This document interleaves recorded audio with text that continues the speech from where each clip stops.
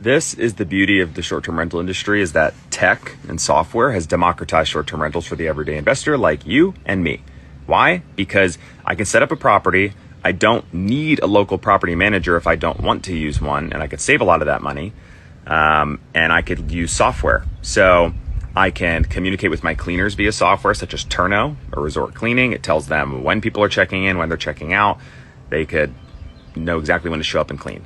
2, I can automate most of my guest messaging through property management software, good entry-level one, Hospitable or Guesty, and it can cross-sync my calendars between Vrbo, Airbnb, Booking.com, direct booking site, and more OTAs.